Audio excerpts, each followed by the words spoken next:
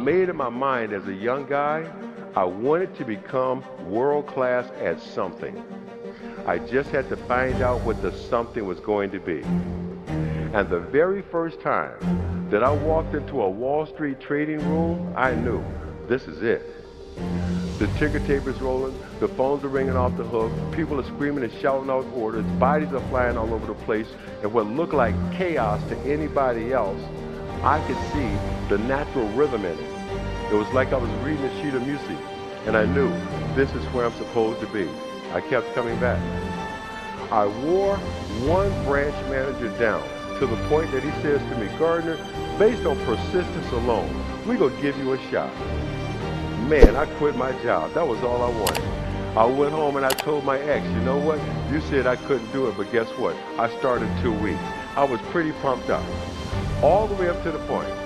I show up on the appointed day and time, only to find out the gentleman who had made me the commitment had been fired the previous Friday. Nobody knew who I was, why I was there, and did not care.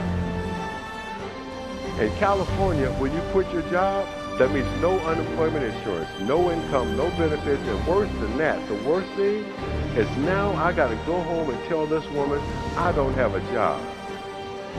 If you don't remember anything else I say here today, remember this. Unemployment will not help your relationship.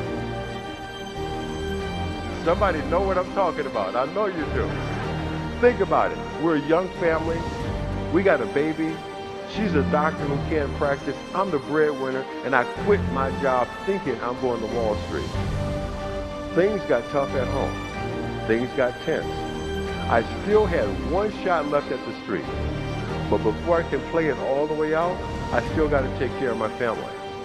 Which meant I did everything legal that I could to take care of my family and still pursue my last shot at the street.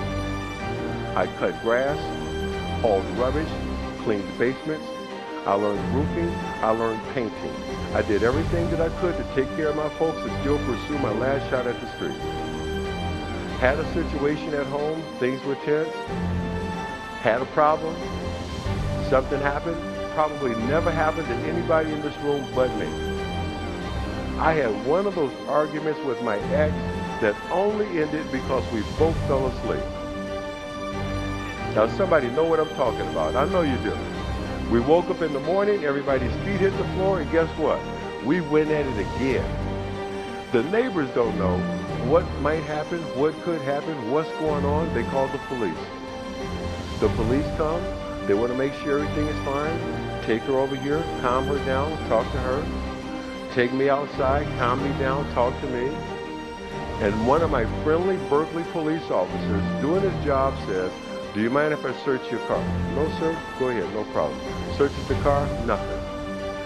Then again, doing his job says, well, let me just run this license plate through a computer. That was it. With interest, I had $1,200 in unpaid parking tickets, all of which I had accumulated the previous year trying to interview in downtown San Francisco. Double parking, illegal parking, late to feet a meter. An honest question would be, you knew you had the tickets, why didn't you pay them? Well, you know what? The position I was now in, having to cut grass to put food on the table, every dollar that came in the door, I had to make a decision. I could pay the rent or I could pay the tickets. I did probably what every man in this room would have done. I paid the rent. I was taken to jail. First, last, only time in my life taken to jail for parking tickets. And to show you how a bad day can get worse, all of this happens on a Friday. What is controlling your thoughts? What is enslaving you? Is it the television set? Feeding your mind images of what life should be? Is it the internet drawing you in and controlling your time? Is it drugs or alcohol numbing your brain and diminishing your desires? Or is it weakness? A lack of discipline that prevents you from accomplishing what you want to accomplish. And we get very caught up in instant gratification. We want the shortcut to the winner's podium. We want results now. And when we don't get the short-term glory, sometimes we lose sight of those long-term goals. They fade. We lose focus. So we stop the daily tasks and the daily disciplines that will allow us to achieve our goals. Then a day slips by, and then another day. Then a day turns into a week, and a week into a year, and you look up in 6 weeks, or 6 months, or 6 years, and you've made no progress. None. You lost sight of the long-term goal, and it faded, and you began to rationalize. Maybe I can't. Maybe I don't really want to. Maybe this goal isn't for me. And so you give up. You settle for the status quo. You settle for the easy road. You settle for, oh well. No. Don't do that. Embed that long-term goal in your mind. Burn it into your soul. Think about it. Write about it, talk about it, hang it up on your wall, but most important, do something about it. Every day. Every day, do something that moves you toward that goal, that keeps that goal alive and in sight and in focus. However small or insignificant that step might seem, take it. Do it. Make it happen. Because that goal isn't going to achieve itself. It is all on you. Make a damn schedule and stick to it so that you have the day you want.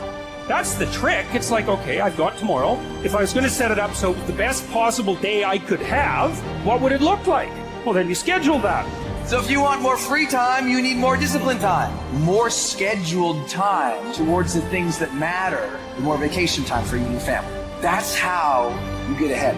What's your distraction? Just be honest. Are you distracted by ESPN? Are you distracted by movies, Netflix, video games, gossip?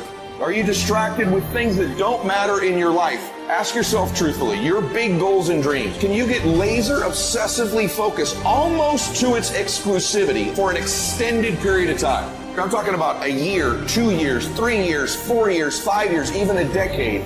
Towards something you want so badly, you want it like oxygen. It's like you want it like you want to live. Are you extendedly laser focused on it, or do you get distracted easily? Our obsessions become our possessions, but we won't possess them if we're not truly obsessed. Turn your damn TV off. Turn your phone off a lot too. Does it really matter what's going on with the Kardashians right now? Don't be so obsessed with them. Be obsessed with your own reality TV program called Your Own Life. This suffering, this sacrifice you're making is an indicator of progress. It's an indicator of obsession. Suffering and sacrifice and hard work is an indication of progress towards our dreams. The price you will pay for not making your dream come true is far greater than the one that you will pay to make it come true. You'll pay that one the rest of your life. And so ask yourself what you're willing to risk. What's the price you're willing to pay? Stop negotiating the price.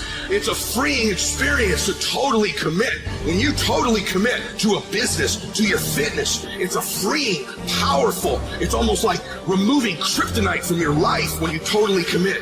Can you do that? The people around you always say, it's costing too much. It's costing too much. You gotta start going, no, it's worth it.